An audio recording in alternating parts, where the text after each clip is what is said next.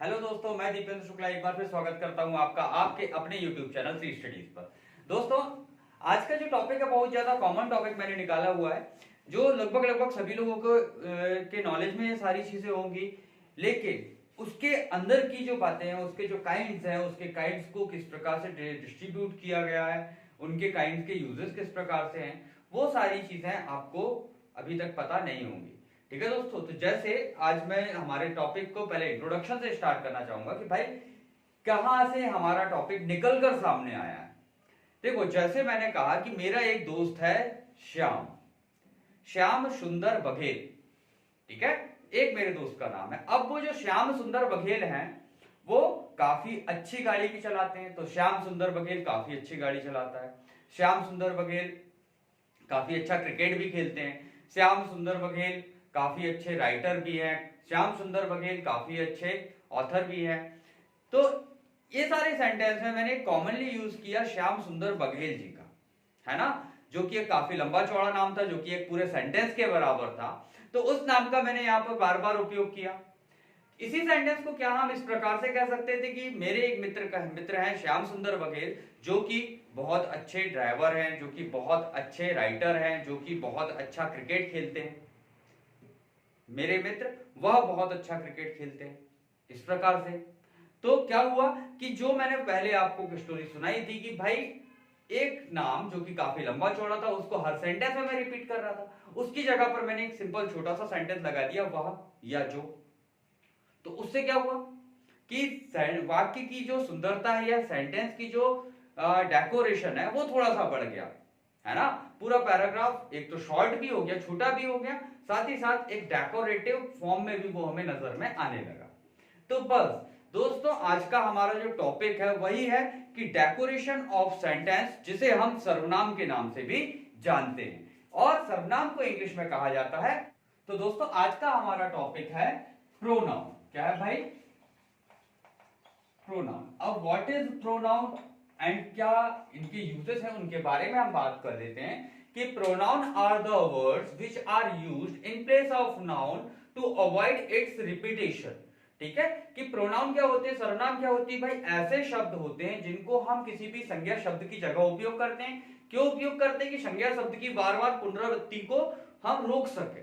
ठीक है, उन्हें हम क्या कहते हैं? प्रोनाउन। और सामान्यतः प्रोनाउन का उपयोग जब शुरुआत में किया गया इनिशियल स्टेज पे, तो उसमें यही माना गया था कि भाई बार बार नाउन का रिपीटेशन को अवॉइड करने के लिए हम प्रोनाउन का उपयोग करें। लेकिन साथ ही साथ इसमें क्या है, बहुत ज्यादा सुविधाजनक, और कभी कभी जब हमारे पास मल्टीपल सब्जेक्ट्स हों, जैसे 10 लोग या 5 लोग, जैसे 5 मेरे मित्र मोहन, सोहन, रमेश, सुरेश पैच नेशनल पार्क घूमने के लिए गए।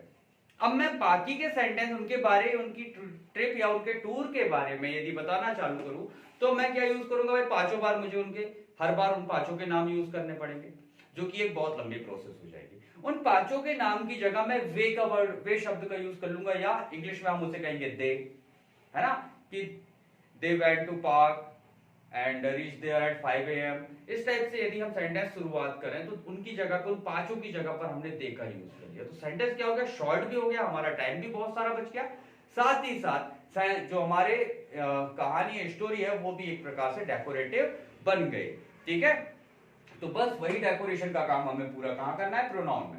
अब प्रोनाउन की डेफिनेशन क्या होती है भाई? कि pronouns are the word, या pronoun is the word that we use in place of noun to avoid its repetition। में नाउन के रिपीटेशन को हम अवॉइड करते हैं। ठीक है, अब बात करते हैं काइंड्स ऑफ प्रोनाउन की। भाई प्रोनाउन कितने प्रकार की होती हैं? So kind of pronoun.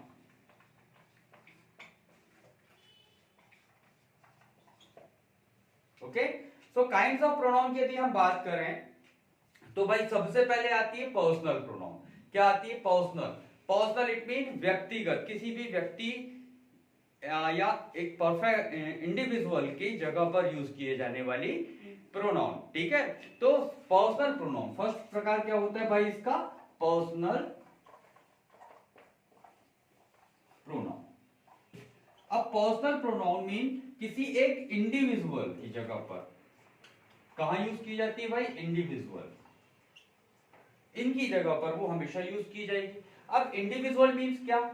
अब इंडिविजुअल को हम सेंटेंस में दो जगह यूज कर सकते हैं, जैसे मैं यहां पर, जैसे ही बीट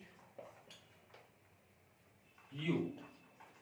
ठीक, तो हम यदि हम प्रोनाउंस की बात करें तो भाई ही कोई ना कोई व्यक्ति होगा, उसकी जगह पर हमने वर्ड यूज किया ही का। साथ ही साथ यू भी कोई ना कोई व्यक्ति, किसी ना किसी पर्सन या किसी ना किसी इंडिविजुअल के लिए होगा, है ना। चाहे वो इंडिविजुअल सिंगुलर हो या प्लूरल हो। यहाँ पर इंडिविजुअल मींस एक से तात्पर्य नहीं है, यहाँ पर इंडिविजुअल इट मीन ये कि किसी भी लिविंग ऑर्गेनिज्म या किसी भी ऑब्जेक्ट के लिए हम पर्सनल प्रोनाउन का उपयोग करते हैं। Individual it mean living organisms हो सकते हैं या फिर किसी ऑब्जेक्ट या थिंग। इसको हम बिल्कुल सिंपली यदि देखें तो किसी भी वस्तु व किसी भी लिविंग, चाहे वो ह्यूमन बीइंग्स हो, चाहे वो एनिमल्स हो, चाहे वो इंसेक्ट्स हो, इन सब के लिए हम किसका यूज करते हैं भाई, पर्सनल प्रोनाउन का यूज करते हैं। ठीक है, तो जैसे हमने यहाँ सेंटेंस में देखा कि ही बीट यू, यहाँ पर देखिए दो कंडीशंस में हमने यूज करा है। एक तो एज अ सब्जेक्ट भी हमने यूज किया और सेकंड कंडीशन में एज एन ऑब्जेक्ट भी हमने इसके यूज किया हुआ है। सो जो पर्सनल प्रोनाउंस होती हैं उन्हें हम सब्जेक्ट व ऑब्जेक्ट दोनों की जगह पर यूज कर सकते हैं। तो इस प्रकार पर्सनल प्रोनाउन भी दो प्रकार की हो जाएंगी भाई। इनके दो केसेस होते हैं, सब्जेक्टिव केस और सेकंड होता है पर्सनल प्रोनाउन का ऑब्जेक्टिव केस।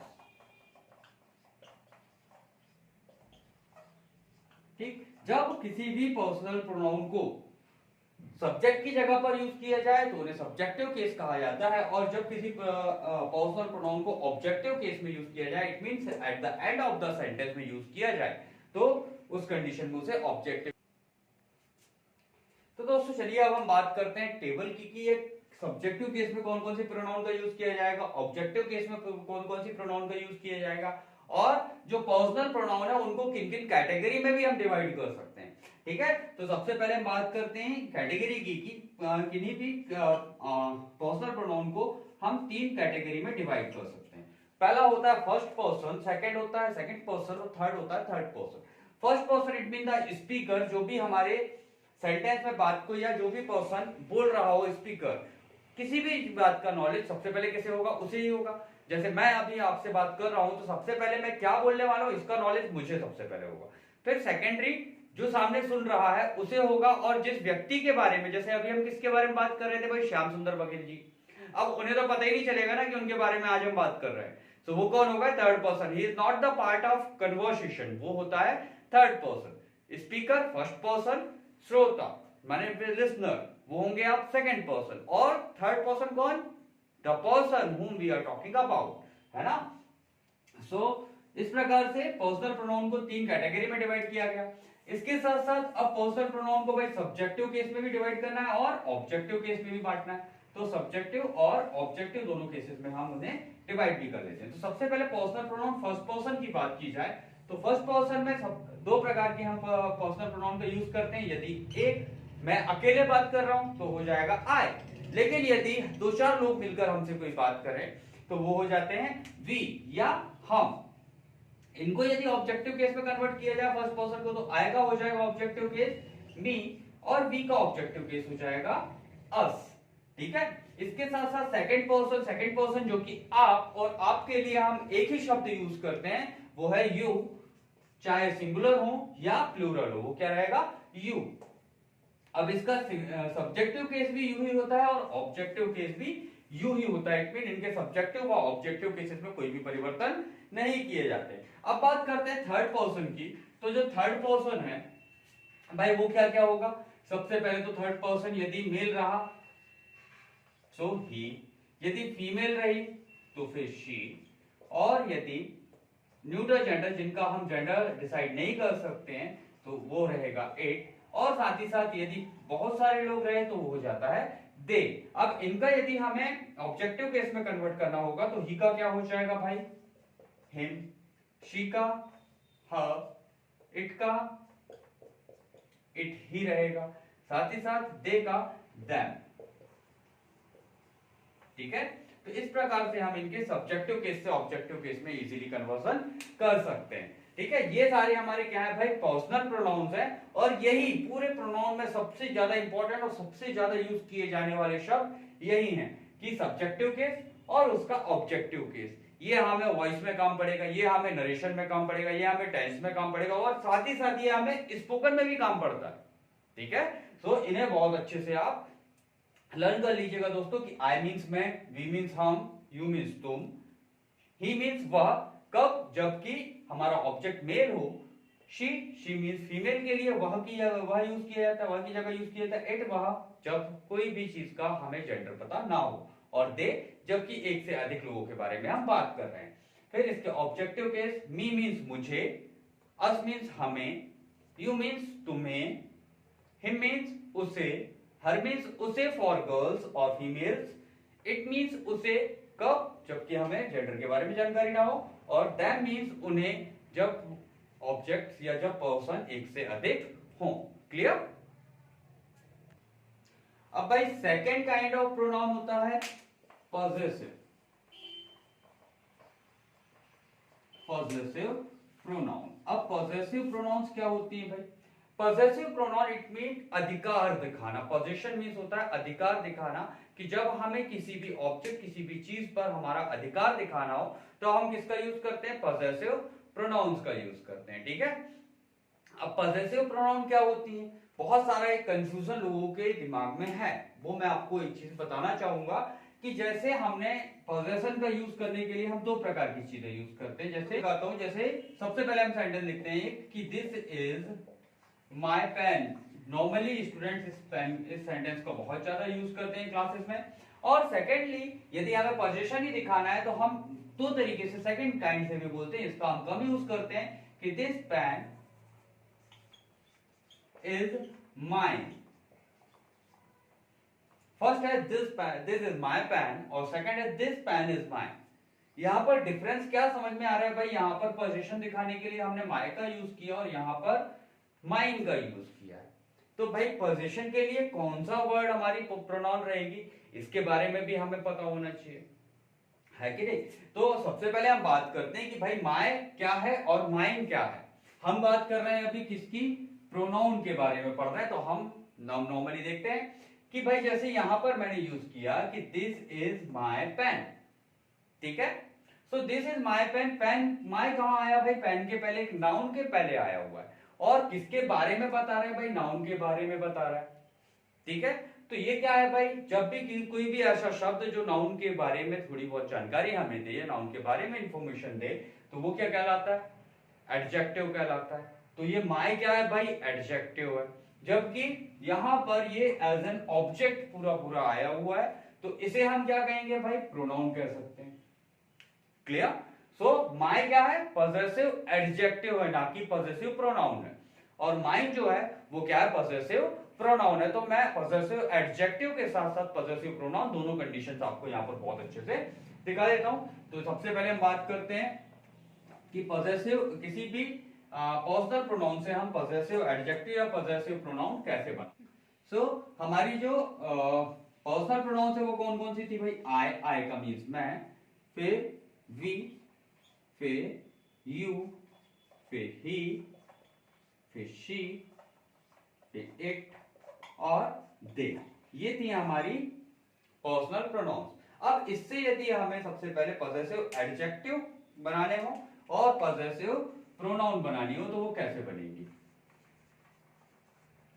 ठीक, तो आई से पॉजेसिव एडजेक्टिव बनेगा माय, जिसे हमने देखा हुआ है ना?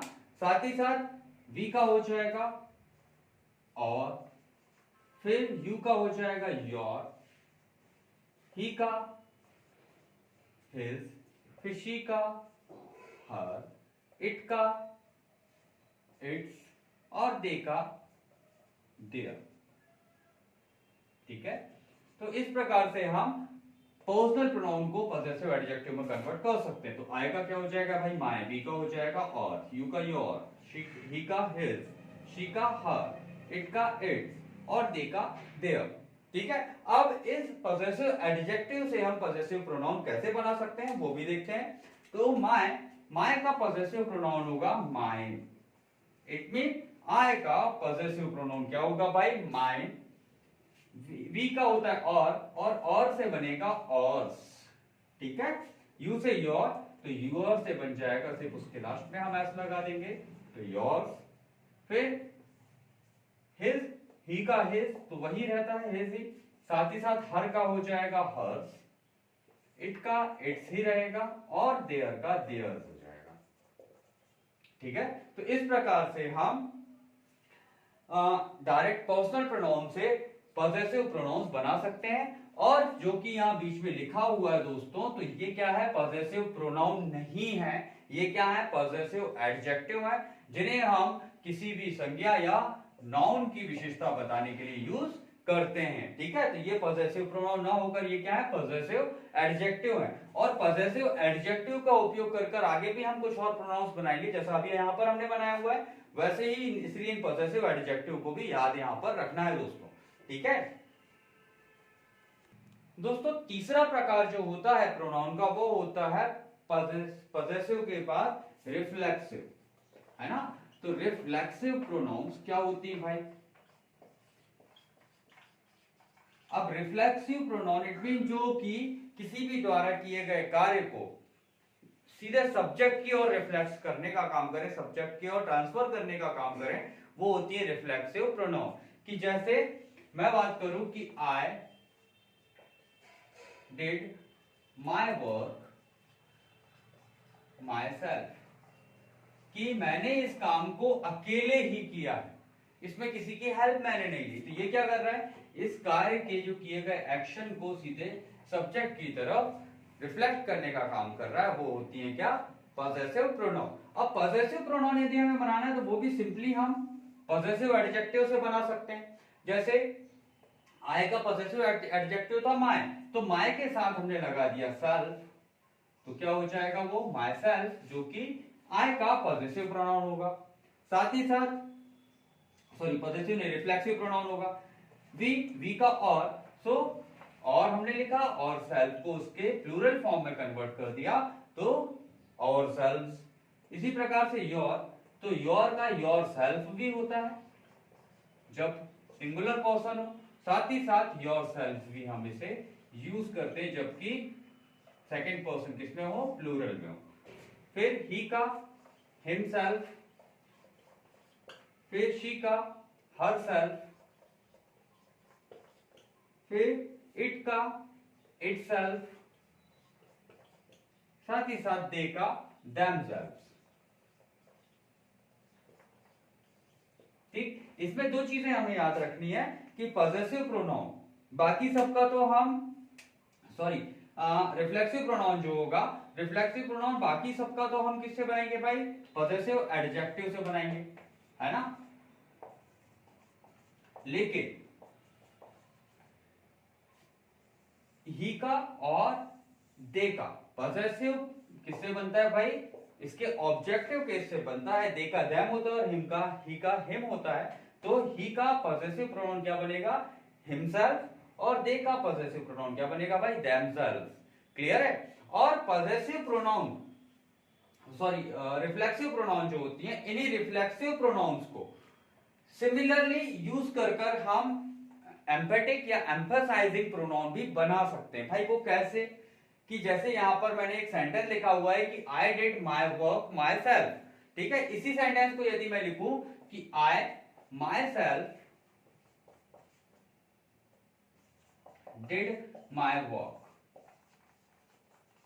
ठीक, तो यहां पर क्या हो रहा है कि ये मैं और ज्यादा दबाव से बता रहा हूं, ये ज्यादा प्रेशर, इट मीन किसी भी रिफ्लेक्सिव प्रोनाउन को यदि हमें बहुत ज्यादा प्रेशर या बहुत ज्यादा दबाव के साथ यूज करना है तो हम क्या करते हैं कि सब्जेक्ट के तुरंत बाद यूज कर लेते हैं। तो जो भी रिफ्लेक्सिव प्रोनाउन को यदि हमने सब्जेक्ट के तुरंत बाद यूज कर लिया तो फर्स्ट कंडीशन में ये क्या है भाई, रिफ्लेक्सिव है, ठीक। लेकिन यहां पर ये एम्फसाइजिंग या एम्फेटिक प्रोनाउन में कन्वर्ट हो जाएगी, जो कि ज्यादातर दबाव देने के लिए यूज किया जाता है। तो एम्फेटिक और रिफ्लेक्सिव दोनों प्रोनाउंस यही हो सकती हैं कि इन्हीं को हम एम्फेटिक भी यूज करते हैं, लेकिन यदि सेंटेंस के लास्ट में at the end of the sentence इन्हें यूज किया जाए तो ये रहेंगी रिफ्लेक्सिव प्रोनाउन। और साथ ही साथ यदि सेंटेंस के मिड में यदि यूज कर लिया जाए, जैसे I myself did this work, so ये क्या हो जाएगी भाई। दोस्तों अगली जो प्रोनाउन है वो है बिल्कुल सिंपल, जो कि कहलाती है डिमॉन्स्ट्रेटिव प्रोनाउन। अब डिमॉन्स्ट्रेटिव प्रोनाउंस भाई क्या होती हैं, कि डिमॉन्स्ट्रेट करना, डिमॉन्स्ट्रेट मतलब किसी भी चीज को दिखाना, जैसे हम यूज करते हैं यह, वह, है ना, इन चीजों की जगह पर हम यूज करते हैं दिस, दैट, इट, इन सभी प्रोनाउंस को क्या कहा जाएगा भाई, डिमॉन्स्ट्रेटिव प्रोनाउन। इसमें कौन कौन सी आती है भाई, दिस, दोज, दैट, दीज, है ना, इस प्रकार के जो शब्द हैं वो क्या होती हैं, डिमॉन्स्ट्रेटिव प्रोनाउंस होती हैं। क्लियर? सो ये डिमॉन्स्ट्रेटिव प्रोनाउन का यूज कब किया जाता है भाई, कि जैसे हमें या तो पास की या दूर की कोई चीज दिखा रही है, जैसे this is my pen and that is my pen. तो दिस है ना कि I have a pen and ये इस पेन के बारे में हमें बताना है कि ये हमारे बिल्कुल पास में है, तो दिस का यूज करेंगे। जब दूर दिखाना है तो फिर दैट का यूज करेंगे। तो जब हम किसी प्रोनाउन की जगह पर उसे सिर्फ दूरी या उसे डिमॉन्स्ट्रेट या उसे दर्शाने के लिए हम किसी प्रोनाउन का यूज करते हैं तो वो कहलाती है डिमॉन्स्ट्रेटिव प्रोनाउन। और डिमॉन्स्ट्रेटिव प्रोनाउन कौन कौन सी हो सकती है भाई, this, that, these, those etcetera, ये सारी चीजें क्या कहलाएंगी भाई, डिमॉन्स्ट्रेटिव प्रोनाउंस कहलाएंगे। इसके बाद नेक्स्ट होती है रेसिप्रोकल।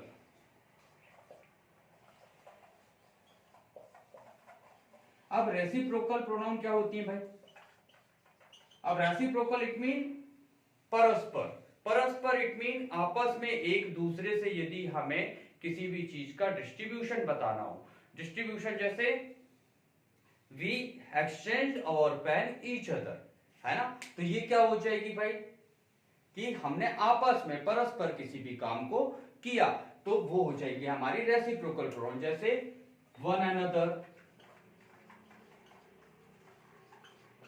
ईच अदर, ये सभी किसमें आती हैं, रेसिप्रोकल प्रोनाउंस के अंतर्गत आते हैं। ठीक है, फिर हमारा नेक्स्ट रहेगा indefinite pronoun.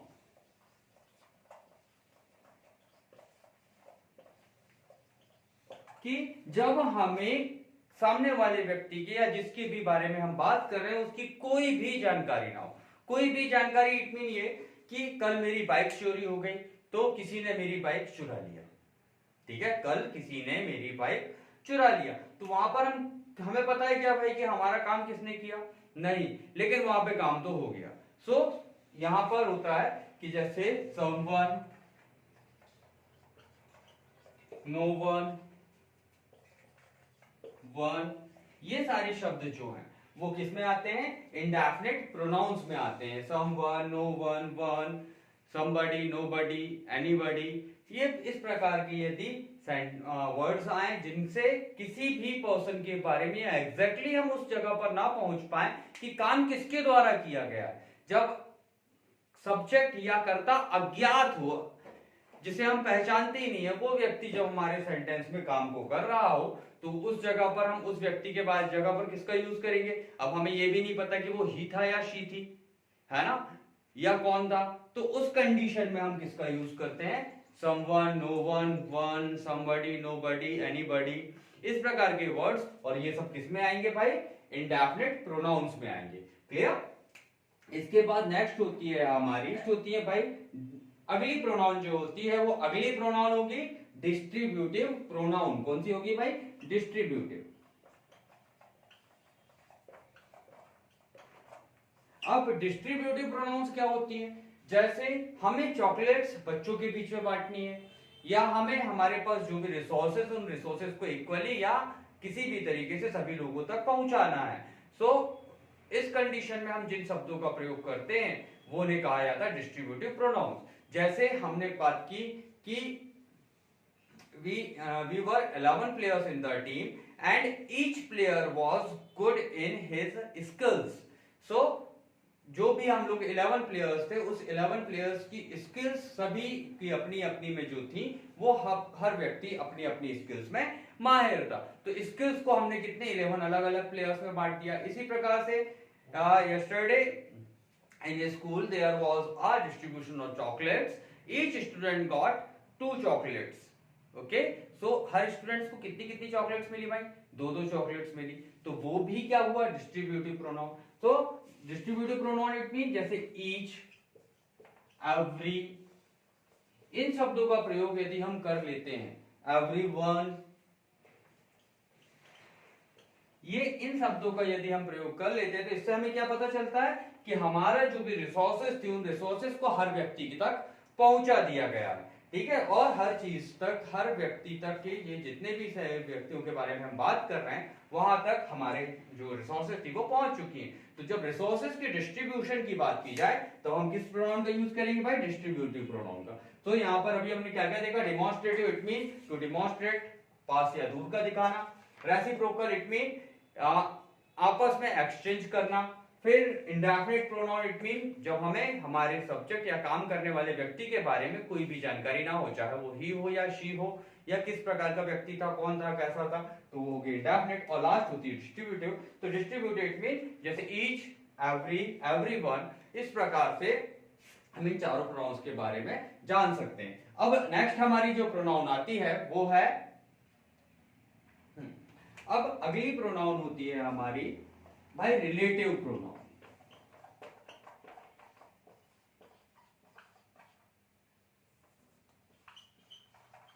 Relative pronoun it mean कि भाई जो किसी भी एक इवेंट को या किसी भी एक व्यक्ति को किसी दूसरे व्यक्ति से जोड़े, है ना। कि he is my brother who studies in class 5th।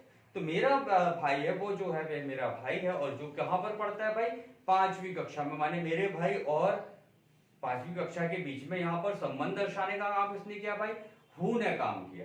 सो जब हम हमारे WH वर्ड्स हु, व्हाट, विच, इन शब्दों का प्रयोग किसमें कर ले भाई? किसी दो सेंटेंस में या किसी भी सेंटेंस में ऑब्जेक्ट और सब्जेक्ट के बीच में संबंध दर्शाने का काम करने लगे तो उन्हें कहा जाता है रिलेटिव प्रोनाउन। रिलेटिव प्रोनाउन कौन कौन सी होती हैं? हु होती है, व्हाट होती है, विच होती है। जिन भी सेंटेंस, जिन भी प्रोनाउंस को हम क्या करते हैं आपस में एक दूसरे से संबंध दर्शाने के लिए यूज करते हैं, वो सारी प्रोनाउन क्या होती है? रिलेटिव प्रोनाउन होगी। और इनका मेन काम क्या होगा भाई? किन्हीं भी दो सेंटेंस में या किसी भी सेंटेंस में सब्जेक्ट और किसी कार्य या किसी इंसिडेंस के बीच में संबंध को दर्शाना, वो होंगी हमारी रिलेटिव प्रोनाउन। अब इसके बाद अगली प्रोनाउन होती है इंटेरोगेटिव प्रोनाउन।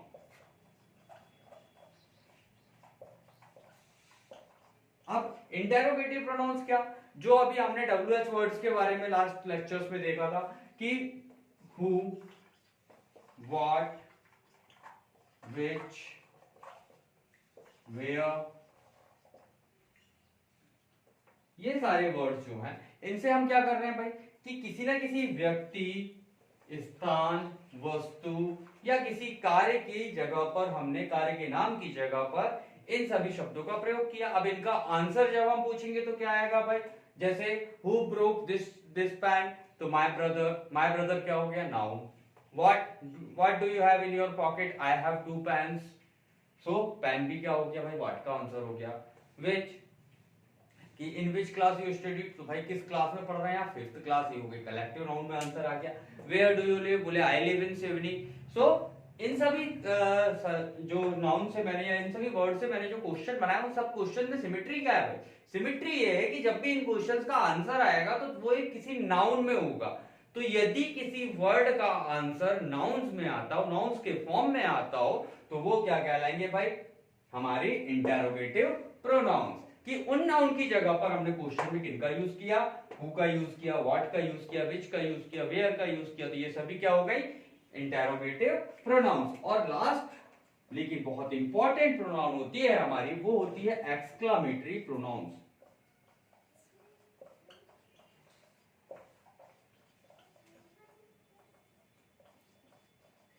अब एक्सक्लामेटरी प्रोनाउन इट मीन है कि जैसे व्हाट, ही डाइड, कि एक्सक्लेमेशन के साथ हमने सेंटेंस को बोला अरे बाप रे वो तो चला गया। ओ, तो ये जो वर्ड्स होते हैं ये क्या काम करते हैं? किसी भी सेंटेंस में हमें एक्सक्लेम करने का काम करते हैं, विस्मय के साथ दर्शाने का काम करते हैं, तो उन्हें कहा जाता है एक्सक्लेमेटरी प्रोनाउंस। और उन्हें सामान्यतः किसमें भाई? जैसे व्हाट के साथ हमने ये विस्मयादि बोधक चिन्ह, इस चिन्ह का यूज जब भी हमने यहां पर कर लिया है तो डेफिनेटली वो व्हाट क्या है? अब यहां पर ना तो वो रिलेटिव प्रोनाउन होगा, ना वो इंटेरोगेटिव प्रोनाउन होगा, वो किस में कन्वर्ट हो जाएगा भाई, एक्सक्लामेशन में। और एक्सक्लामेशन में किस किस प्रोनाउन का प्रयोग किया जाता है, एक्सक्लामेटरी प्रोनाउंस का यूज किया जाता है। क्लियर? तो ये सारे प्रकार की प्रोनाउन अभी मैंने आपको बता दी दोस्तों। अब अगले वीडियो में हम इन सभी प्रोनाउंस के यूजेस कब, कहां और कैसे होते हैं, इनके बारे में भी अध्ययन करेंगे। ठीक है दोस्तों, तो मिलते हैं अगले वीडियो में, तब तक के लिए जय हिंद।